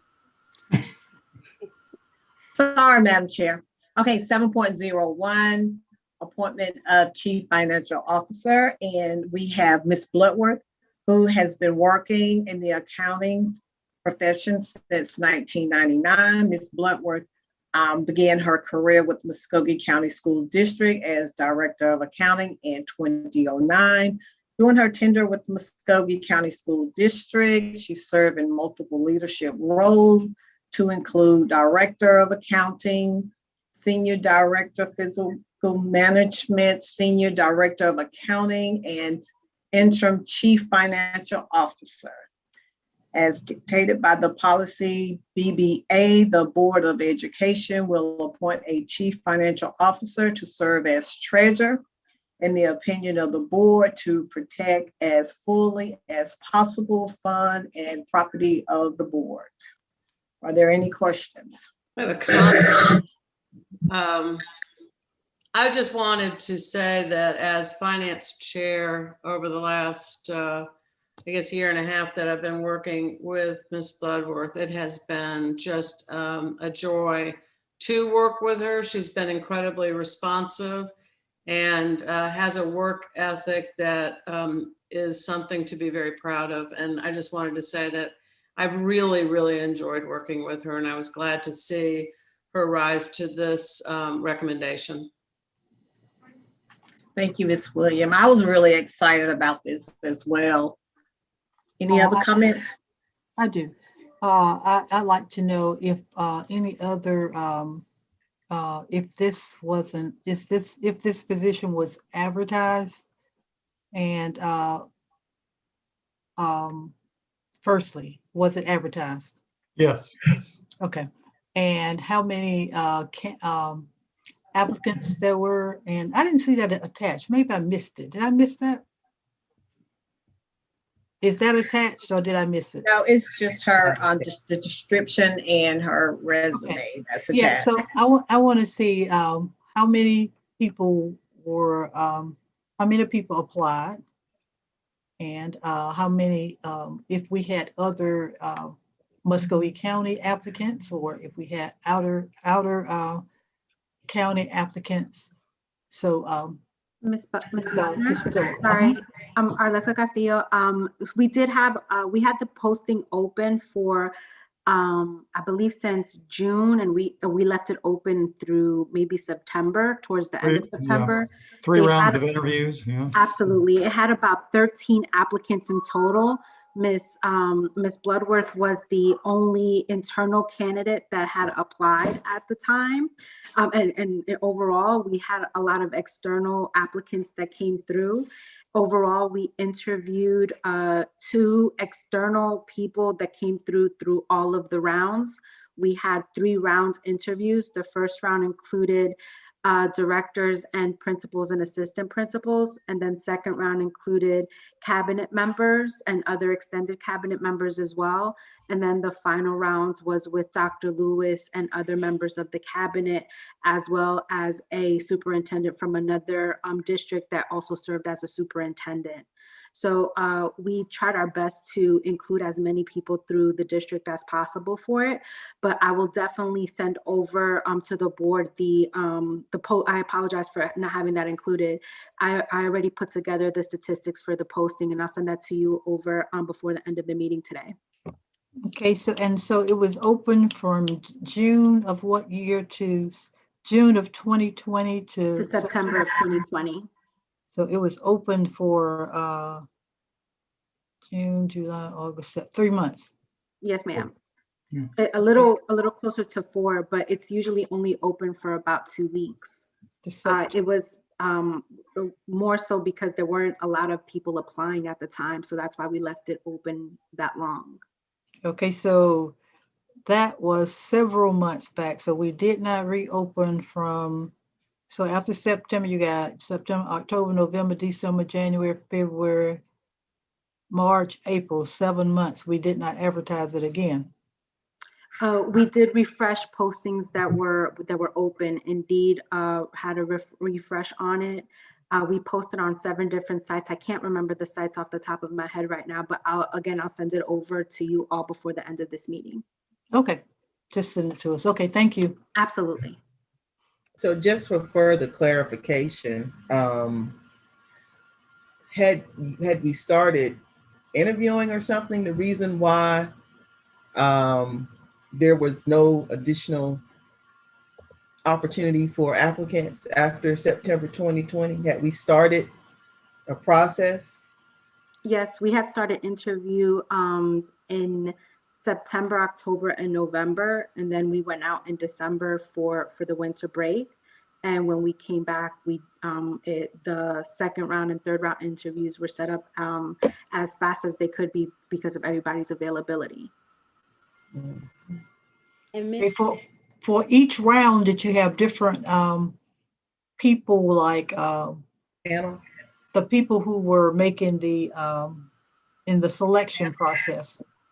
Yes. Am I muted? Okay, so did you have, for each round, did you have different people, or did you have the same people? I'll include the name of everybody that was a part of the interview process. There were 3 separate rounds. There were principals and assistant principals, directors, extended cabinet members, and also an external superintendent that served as a CFO from a different district that Dr. Lewis invited.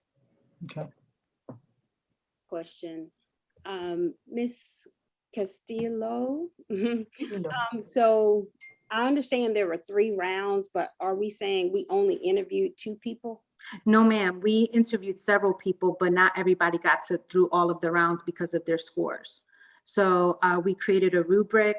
We included a new standardized questionnaire that was inclusive to both programmatic and operational questions, in addition to diversity and equity questions.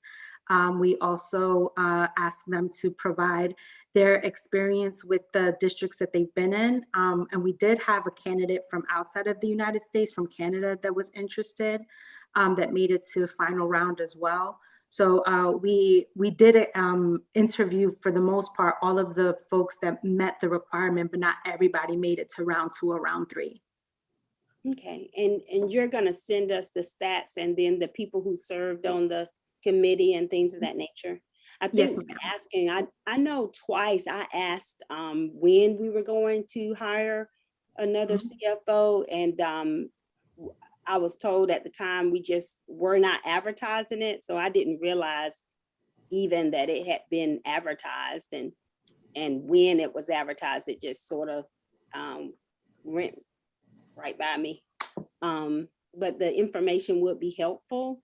To find out how many people were interviewed and who served on that selection committee. No problem. Thank you. Are there any more questions? I do want to say that these are standard questions that board members ask for most hires, especially these senior executive cabinet level. Not that any, well, not for it to be taken as a negative, but just as what we normally do. Not singling out anybody, but we have questions and we want to make sure and convey to the public that the process has been fair and thorough.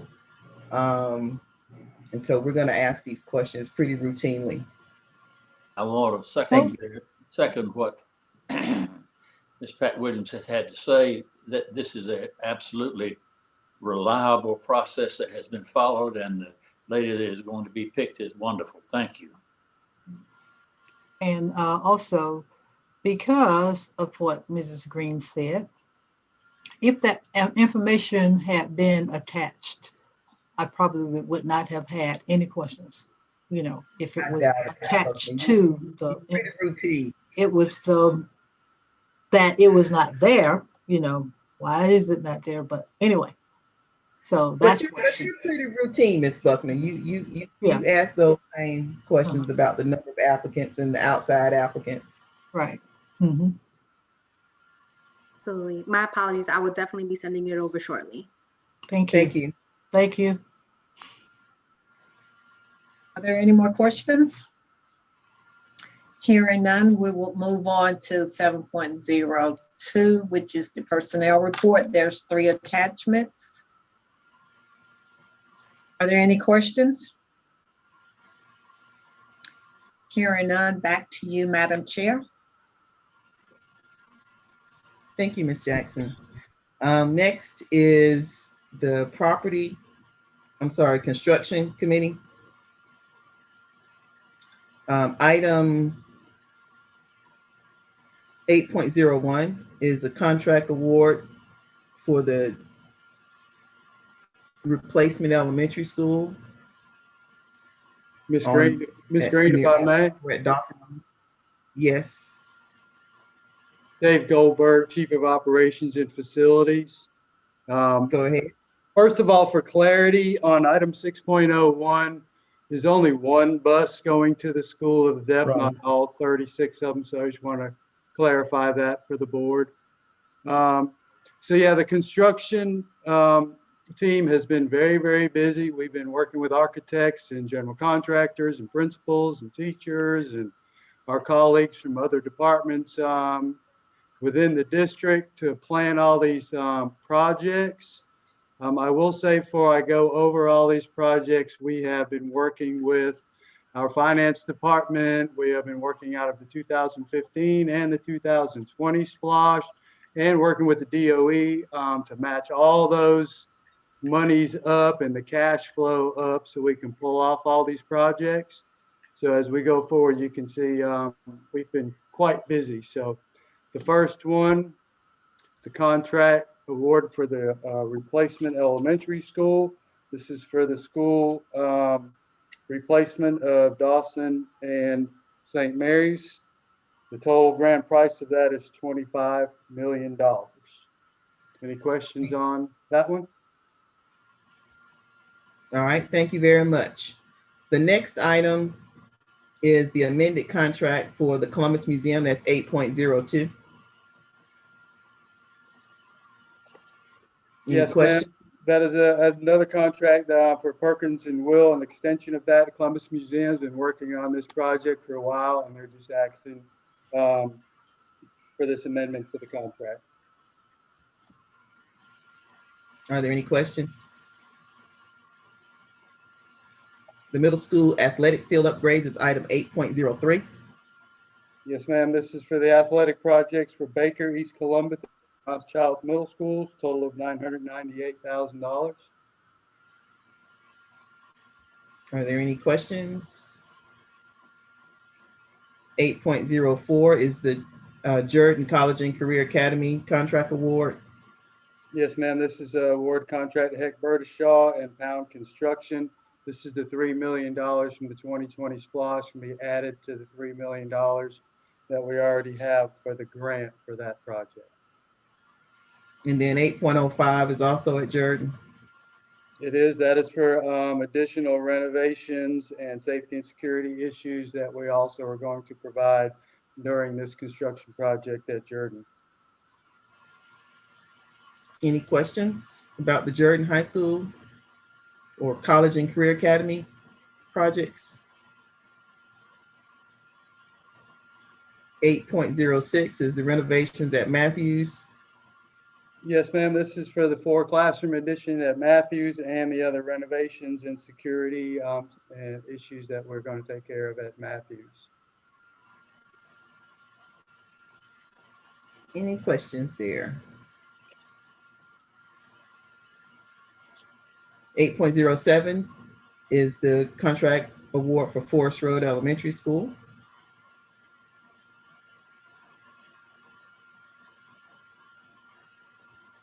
Anybody have any questions about that? This is what we've been talking about for a while. We have an erosion problem behind Forest Road, and we've got to get it taken care of this summer. That's good. We're looking forward to that. Yes, yes. 8.08 is the upgrades at Columbus High School.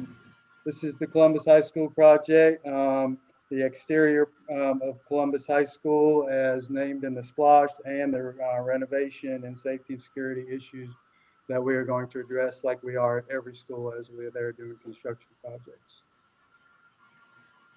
8.09 is the expansion at Veterans Memorial Middle School.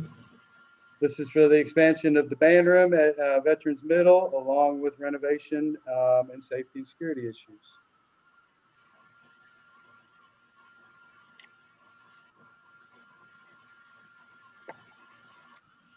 8.10, hearing no questions. 8.10 are the HVAC replacements for Kendrick Hannon. Yeah, this is us trying to get these 2 projects done out of the 2018 COP application with the State Department to get some entitlement money for these projects. Timing of this is very, very critical. We're really pushing the envelope, trying to get the timing right on this so we can get our entitlement money from the State Department. Okay. Timing as far as getting it approved? Yeah, we have to get it approved, and we have to get the materials ordered and all those types of things in a very timely manner so we can we don't run out of time with the State Department. Okay. All right. Change order upgrades is 8.11. Yes, this is for the Hardaway track and the Carver track. We had $400,000 some in contingency for this project because we feared that as we stripped the top layer of the track, either of those tracks, actually we worried about both of them, that the subsurface was not going to be good. We found that at Hardaway. So this is change order using the contingency money to resurface the base at Hardaway and to clean out the gutter system at Carver High School. Okay. And then the status report, construction status report. Construction status report. Next month, I will come back with my regular picture show now that we have some projects coming out of the ground. So next month, we can look forward to that. Also attached to the regular construction report, board members, I have put a report from the Associated General Contractors, their first quarter report. And it is all about construction inflation costs. Construction in the economy, and with the tariffs and with the storm in Texas, and especially with the pandemic costs, and with the economy booming and the housing market booming, and construction's booming everywhere, costs and inflation are going through the roof. If you'll please take a look at this, they're talking about 12% to 20% inflation on construction costs coming up. So I wanted you guys to be informed and aware of the market and the way things are, and kind of give you a warning. We just presented 12 projects that we'll be bidding out, and I fear that some of them will be coming over budget because of inflation. If you look at a $25 million elementary school and add 20% inflation on it, that's $5 million extra. So I don't want anybody to get sticker shock. We are really being very conservative with our planning and our efforts and keeping our eye on materials and costs, but they are going up, up, up. We appreciate you putting that quarterly report on there to help us, as you say, not be so sticker shock. So thank you so much. That concludes the construction committee. Ms. Williams, finance committee. Thank you, Madam Chair. And let me concur with Mr. Goldberg's statements. As a builder who's trying to finish 35 homes this year, it's killing us out here. We are up fully 20%, 25% in some areas like lumber. It's just unbelievably difficult right now. So, and it's not just the costs, it's getting the material. It's almost impossible to get sheetrock right now. Sheetrock's on back order. So yeah, I thank you. I'm glad somebody else on the cabinet feels my pain. So I appreciate that. Finance Committee has 12 items for you, 9.01.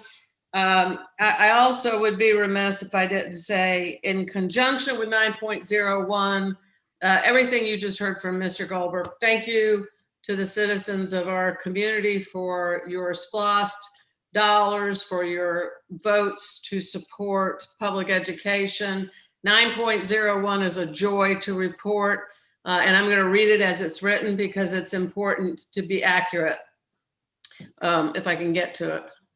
In accordance with CARES Act 2 federal funding guidance, and upon receipt of CARES Act 2 federal funding, and in consultation with the Muskogee County Board of Education, the Georgia Department of Education, and the United States Department of Education, the Superintendent of Education is recommending that compensation for employees impacted by furlough days prior to February 17th, 2021 be restored in full in recognition of their extraordinary efforts on behalf of students and families during COVID-19 pandemic. And I can't tell you how thrilled I am to be able to be the finance chair to read that. In full. In full. In full. In recognition and appreciation for the amazing work that our people do every day, but what they've done in the last year is nothing short of heroic. And this is what we can do to show our appreciation. So are there any questions on that item? And not to be confused with the governors. No, that's next. Yeah, just comments. I think one, to say the date of February 17th is because we did away with the furlough days at that point. We are now repaying those that were occurred before that to really make our employees whole. And I want to speak for a minute because I don't think I'm going to be here next Monday night to do the vote. So, oh, you hit your mic. You hit your mic. You're on mute. You're on mute, Lori. Sorry, I didn't hear any of that. Sorry. Yes. Okay, so again, the distinction of February 17th is just saying that after that date, we did away with them and now we were paying for the days up to that point so that it makes our employees whole. I've been hoping for this ever since the furlough decision was made, and just know what our staff has done in the past year, and we are very glad that we can now make them whole from a salary point of view. We really found out about this in February, and I think it's been driving us all crazy that we couldn't announce it sooner, but there, as always, are legal issues you have to flesh out before you make these kind of announcements. So just saying again how happy I am. I may be traveling next Monday and not able to vote, so I just want to say right now that it has my wholehearted vote of approval, and just very glad for this. Thank you, Lori. Is there anybody else who has anything to say? I also want to add that, and Lori's right, because she's been working hard, hoping for this and praying for this and discussing how legally we can do it and everything. But when we had to do the furloughs, when we made some of the very difficult decisions because of our budget constraints, and we did furloughs on our employees, I didn't hear anybody really in an uproar. Nobody really said, oh no, you can't do that. No, not. Everybody kind of took it and knew that it was what was needed. And that resonated with me ever since that occurred. And to be able to say, listen, we told you, because we did, Lori, if you'll remember, we told you that if we were able if we got funding from the federal government that would allow us to make you whole, we would. They believed us, and we're doing it as quickly as we possibly can. So thank you. So that moves us to another good one. Okay, I'm on a roll. I'll just keep going. 9.02, and again, another way for our state to say thank you to so many, as I have already said, who just went above and beyond, who pulled out all the stops and relearned how to deliver public education. On March 24th, 2021, the State Board of Education approved the joint recommendation of Governor Kemp and State School Superintendent Woods to pay a one-time bonus, $1,000 full-time, $490 part-time, to qualifying employees in recognition of their extraordinary contributions to the public education of Georgia's youth and families during the COVID-19 pandemic. Utilizing CARES Act 2 federal funding, the Superintendent of Education is recommending that all district employees be paid the commensurate bonus as well as the required accompanying Social Security known as FICA tax. Exceptions to this bonus are third-party contracted employees, and there's a list. But for the majority of our employees, for our teachers, for everybody who just pitched in and did what needed to be done to continue to deliver public education to the best of our abilities, the governor also recognizes that and is doing a one-time bonus as I laid out. So again, it's another way to say thank you from the governor, from the federal government, from us, and from everybody in our district. So does anybody have anything to add to that? Just the fact that unfortunately, it is taxable. So that's something we'll have to keep in mind. And also, it has been ruled by TRS that it does not qualify for our TRS contributions. So just for clarity on that. And for both this and the furloughs, it is our intent to try and pay both of these in the April timeframe. That was going to be my other thing to point out, because I know the next question is going to be, when do we? When? Yes. Yeah, well, it's going to be important for employees to also be very clear that we're doing them both at one time. So be very cognizant of the fact that furloughs and the bonus, minus the tax piece, will be in that. So it's all combined in the April. So I just want to make sure everybody knows that is what we're aiming to do from a processing standpoint. Well, we hope it goes a long way to making our employees whole, and we certainly hope that everybody understands how much we appreciate each and every one of them for all that they've done. Thank you, Dr. Lewis. All right, hearing no other discussion, that takes us to 9.03. Now we get into the mundane Finance Committee reports. Purchase exceptions A and B.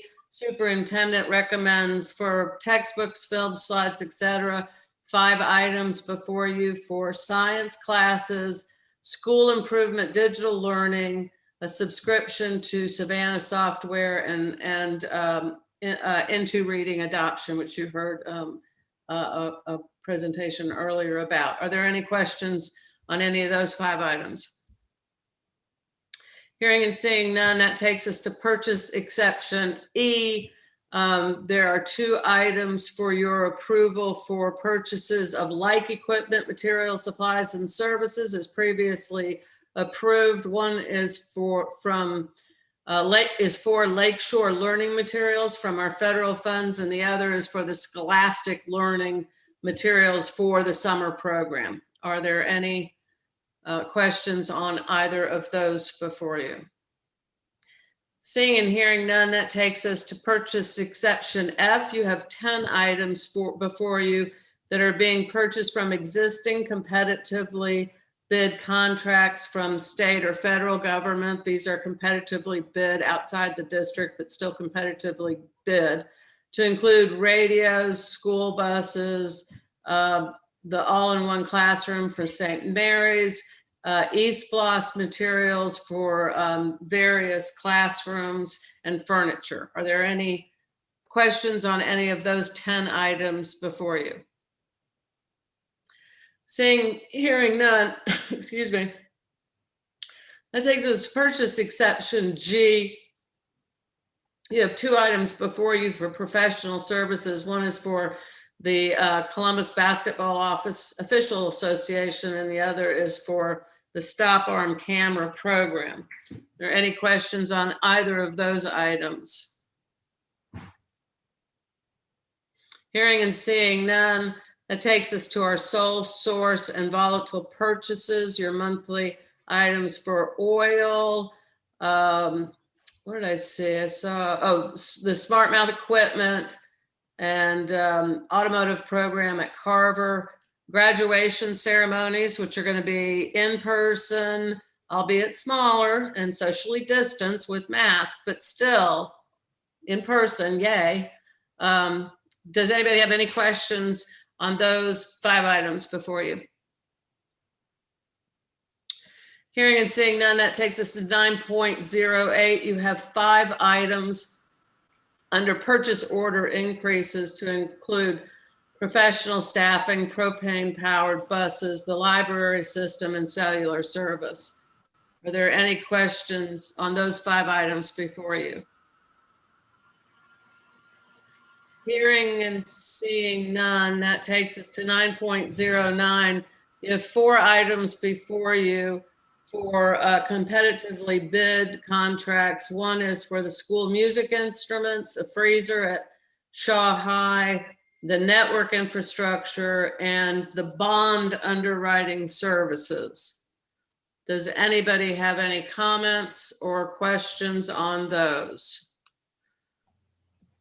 I just want to, make sure everybody looks closely at number 4, because this is a pretty significant service in our $70 million bond issuance. And so kind of a little more than our run-of-the-mill purchase decisions. So anyway, that's it. But there's material attached.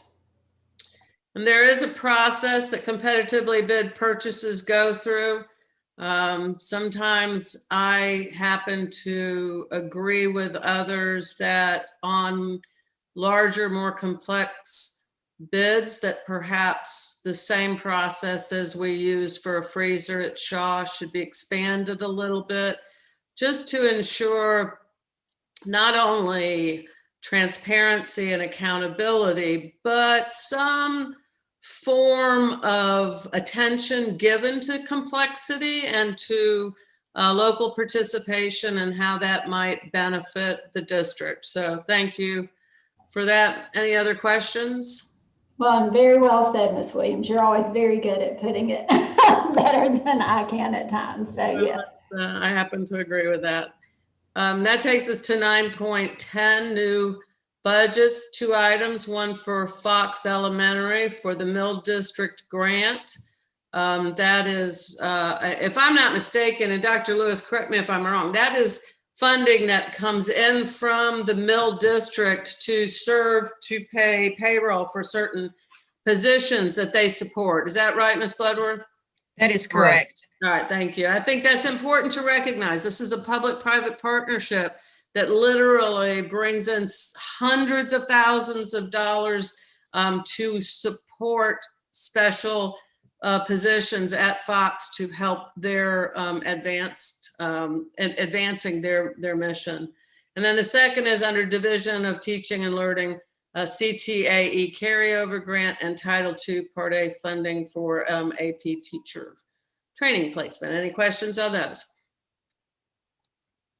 All right, hearing and seeing none, that takes us to our last 3 monthly reports, your budget adjustments, your financial statements, and then the one I love the most with a budgetary impact of over $3,000 are donations from the public, from companies, from individuals, from groups that support public education. We appreciate every single one of them. Are there any questions or discussion on any of those last 3 items? Madam Chair, that concludes the Finance Committee. Ms. Williams, if I could, I'd like to just go back and point out, I think it's under 9.05. Mr. Goldberg has just pointed out, just wanted to remind everyone and let everybody know that the state has funded 8 new buses for us, which wow. That is highly unusual. Wow. We receive that kind of funding, but usually if we ever get any at all, we usually get one. Yeah. But now we have Or 8 funded. for 0.63 of one. Right. Yeah. But nonetheless, I would be remiss if I didn't point that out. We do appreciate the state allocating some money for buses and transportation. That's not just us. They've done that for districts throughout the state for the first time in a long time. So Thank you. do want to note that. Is that the 900,000, Dr. Lewis? I think it's 112,000 actually. I believe it is somewhere in there, but well, more than that. I mean, it's more than that, but I mean, it's from Yancey bus sales. Just to bring it to everyone's attention. Sounds good. It says Yancey Bus Sales and Services, $906,800. That's it. That's awesome. Yeah. It's highly unusual, but very welcome. All right. Thank you all so very much. We're at the end. We have information items listed. The first one is our board training for 2021. We do have to get our whole board training. I know it feels like we just completed whole board training, but everything is behind due to the infamous phrase, due to COVID-19. But we do, and I want you to, think about some topics.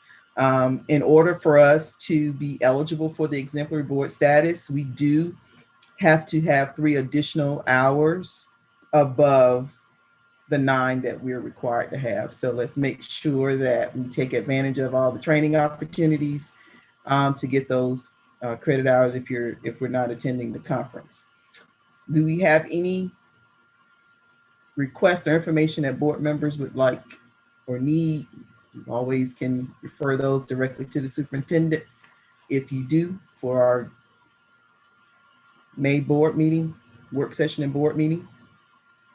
We will be recognizing April as National School Library Month and the month of the military child on next week. Dr. Lewis, did you have anything else?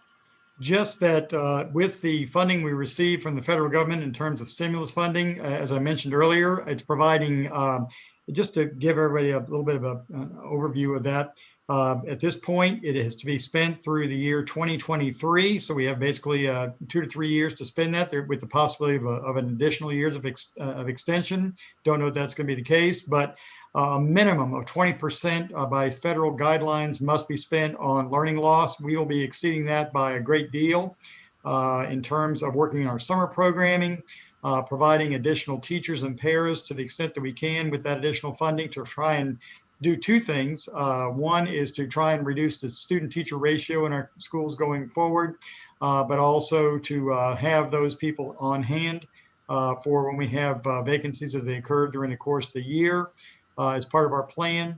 And then primarily looking at how we can defray and purchase things like the curriculum purchases we made tonight, things that were delayed as a result of budgetary concerns resulting not only from COVID, but from things we had to delay as a result of COVID. So there is a definitive plan we're working on, and of course we're trying to price those out. But most importantly is going to be the learning loss issue now and for the foreseeable future. We know that based on research reports, we anticipate that this is going to take anywhere from 3 to 4 years to try and recapture some of those learning losses and reduce those gaps. But it starts again with the learning, with the summer learning experience that we've highlighted tonight. Just really want to encourage all parents and all students to consider this opportunity and take full advantage of it. So we can, again, as I stressed earlier, I think these 6 weeks that we're going to offer the summer learning experience is going to be critical to our community and our school district going forward. So I just really implore everyone to consider participating in that opportunity. So and many thanks to our community partners who are stepping forward and trying to provide that enrichment activity as well. So again, call to action for all in the community. Thank you. And thank you. Does anyone else have anything? All right, as you see, Madam Chair, may I say something, please? Dr. Lewis, you want to talk about the groundbreaking? Well, just the fact that as you may know, we have the groundbreaking April 17th. That's this Saturday. It is not at this point open to the entire public because we are trying to adhere to the social distancing, but do want to make everyone aware that we are breaking ground on the Otis Spencer Stadium. That is a district-wide stadium and complex. And that groundbreaking will take place this Saturday morning at 10:30. If you have not RSVP'd, please do. We're trying to count the numbers and make sure we have the right setup for everybody. And compliance. Yes, please. All right, anything else, anyone? Board members, we do have an executive session for a personnel matter.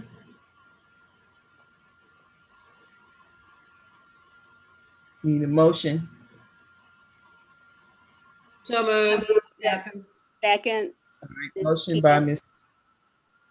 All right, motion by Ms. Williams, second by Ms. Chambers to go into executive session for a personnel matter.